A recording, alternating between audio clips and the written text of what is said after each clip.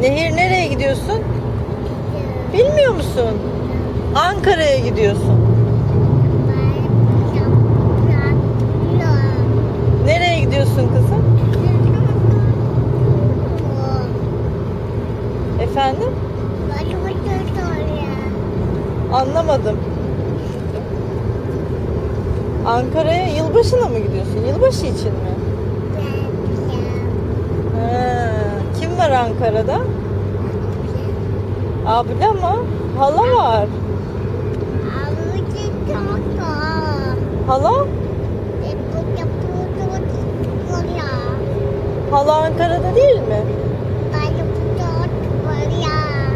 Allah Allah. Hala seni mi bekliyor Ankara'da? Seni bekliyor.